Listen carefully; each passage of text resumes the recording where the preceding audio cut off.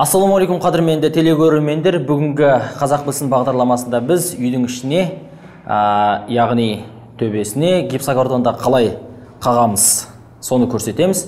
Ал оны көрсетуге бізге көмектесетін Захит бауырымыз. Енді Зәке, гипсокартонды қалай өлшейміз, оюын қалай сызамыз, соны бір түсіндіріп өтсеңіз. Мына бөлмеге қалай өлшедіңіздер? Бұл бөлмеге біз онда суретті тапсырманы алғанбыз, бір жерге сызғанбыз, сол тапсырма. Дәл осындай ою түсу керек, иә? Иә, осы ою түсу керек бізге. Енді бұл жерге біз гипсокартонды круговой салып алғанбыз шетке. Бірінші гипсокартонның барлығын жерге төсейсіздер. Иә, жерге тастап алдық та, сол жерге қойып, линейкамен, лескамен шызып шығардық.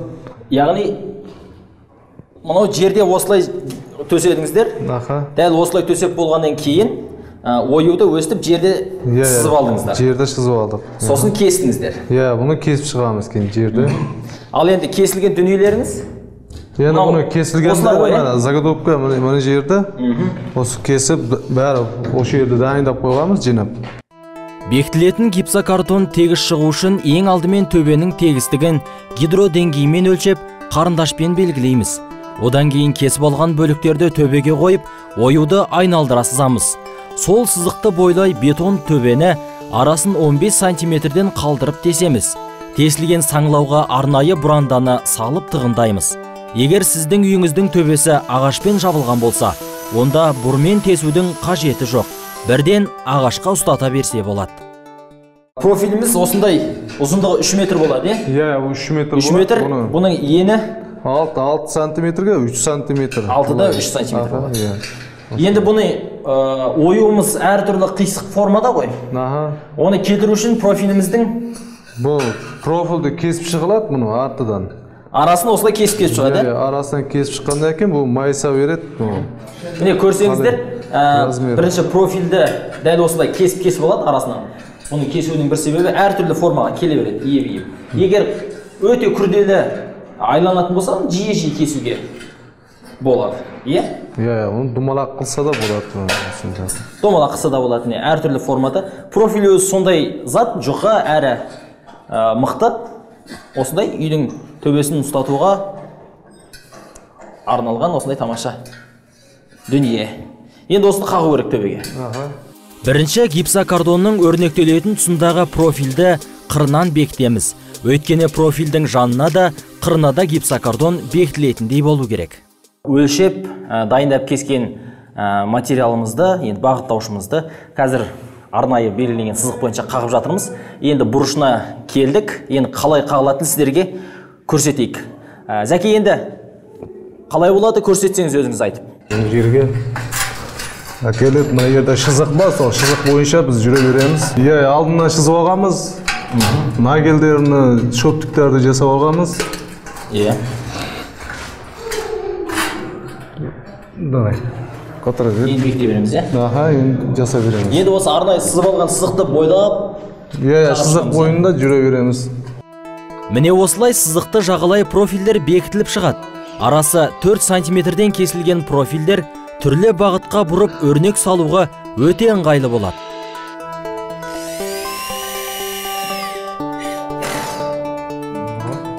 Болды міне. Болды, енді соңғы жұмыс аяқталды. Ендігі қандай жұмыс болады? Енді не істейміз керек? Біз қазір мұны жерге 10 сантиметр біз түсіруіміз керек.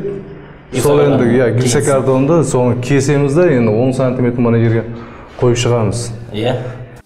Сызығымызды айналдыра профил қағып алдық. Ендігі кезек қабырғаға бекітілетін бағыттаушы профилдерді ұстату. Бағыттаушымыздың профиль деп аталады. Бұны қойып болғаннан кейін гидроуриямен өлшеніп сызылған сызықтың бойымен бойлап байқап тұрсаңыздар қағылады. Енді Дәурен бауырымыз қағады. Перфоратор деген арнайы аппарат, осындай қатты дуалдар тесуге арналған. Бірден осыны қойып үстінен тесе береді. Міне қарасаңыздар, тесе берсеңіз болады енді. Екінші адам көмектесіп, міне.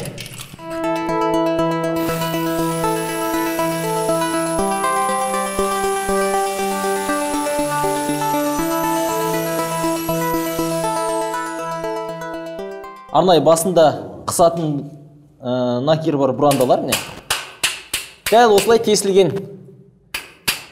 дуалға балғамен қағып тастайды. Бұрандалардың да арасы 40 сантиметрден болған дұрыс. Өте алыс болса тағы да болмайды.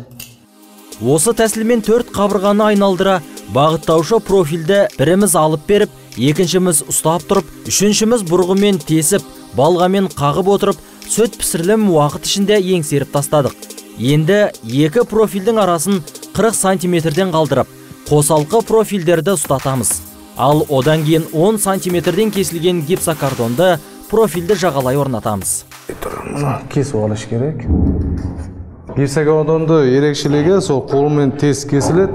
Пышақмен кескенде кішкене несін, шкатуркамен текстеп алсақ та болады, былай қылып. Сол ровно болып болады.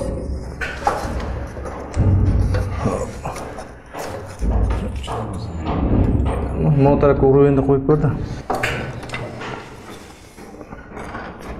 Болды ма? Болды, жасады. Енді бұл арнайы гипсокартонымыздың 10 сантиметрлік бөлшегінің астында, міне, дәл мына жақта жүргізілген сияқты бағыттаушы қағылған еді. Енді қарасаңыздар, міне, 5 сантиметрдей артық шығып тұр. Енді оның астына тағы да мына қосымша мынаны былай бекітеді. Енді бұны арт жағымен гипсокартонды қысып ұстап тұрып, міне.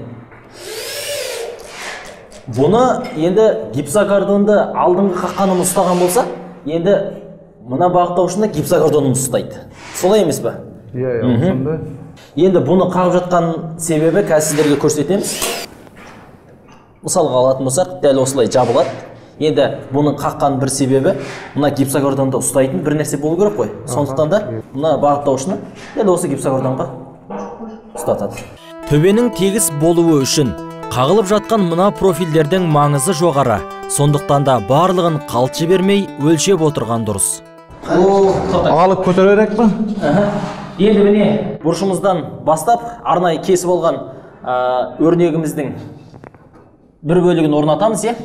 Енді бұл осы өрнектің ішіндегі ең үлкені. Гипсокартон өте ыңғайлы болғанымен тез сынып кетуге де бейім. Сондықтан 2-3 адамның ұстаған жақсы. Қараңыздар, жақсы келді ма?